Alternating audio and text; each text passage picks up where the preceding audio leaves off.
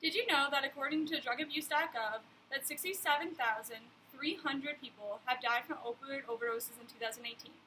This is important because every day people are dying of opioid overdoses, and it has caused the United States a lot. This is a chart to show you. It's based on genders, but we're going to ignore that part. We're just going to look at the numbers. The increase of drug overdose deaths in the United States from 1999 to 2018, it did spike in 2017 at 67,367, and it is now slowly on a downward spiral towards the lower 60,000s. I'm going to share with you some points about the history, what we've done in America, and where we are today. The history of the opioid epidemic in America started in the 1800s. It was believed to be brought in by Chinese immigrants who were working on the railroads at the time. We found opium dens popping up all throughout the Wild West as we knew it back then. Shortly after that, in 1874, German scientists were believed to have found a new, safer form of morphine, which they named heroin.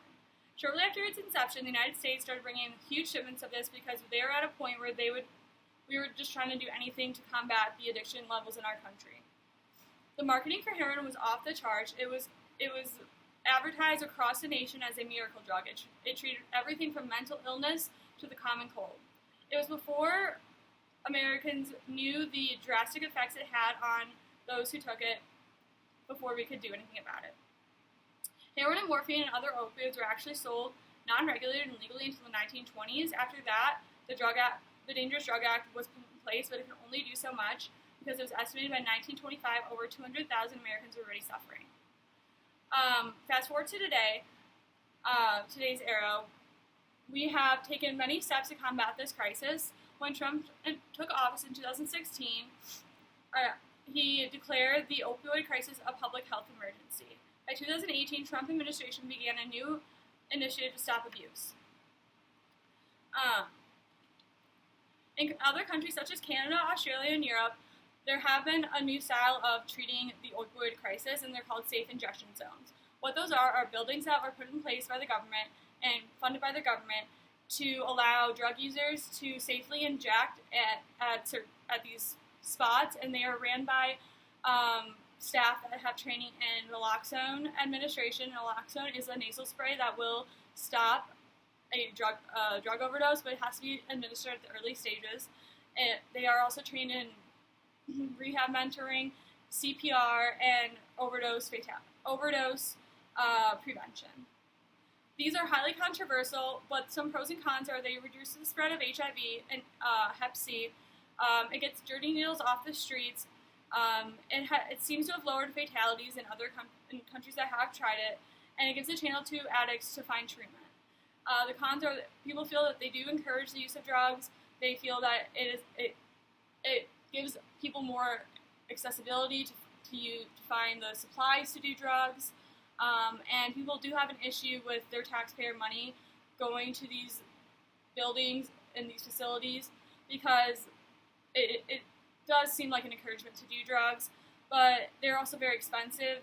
The startup cost is $400,000 annually, $400,000 to start up and $1.6 million annually. Those numbers did come from the Ontario Health Minister from Canada. We don't have them in the USA yet, but many politicians are trying to push more and more to have them set up in their large metropolitan cities. We do have naloxone. This is a medication that blocks an opioid overdose.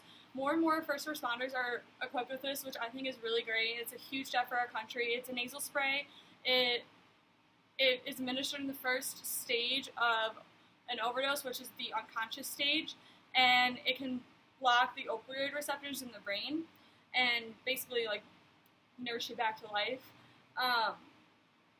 This is a huge step for us, and I'm glad to see it happening. Another, where we are now with the opioid crisis, the Trump administration did pass the Support Act. This is the single largest piece of legislative package addressing the opioid crisis.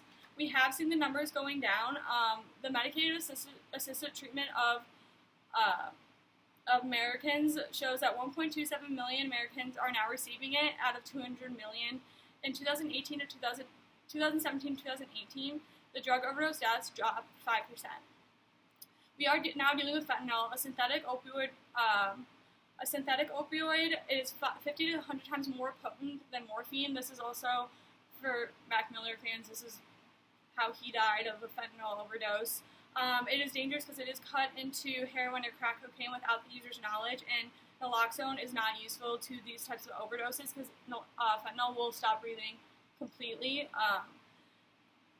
I did have a very close friend of mine pass away from a heroin overdose, and it was really hard, and it destroyed the lives of everyone that she loved. And her mom is actually a advocate for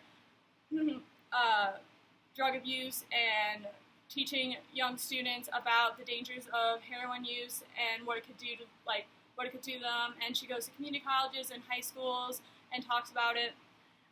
Just to bring it back home a little bit, I did have a friend last month who died of a heroin overdose, and he lived in Macomb, so it's no longer just in the big cities now. You see it everywhere. The opioid epidemic in our country has had a drastic impact on the USA from the historic beginnings to now, and we cannot stop the fight against it, or else it will take over this country. Thank you.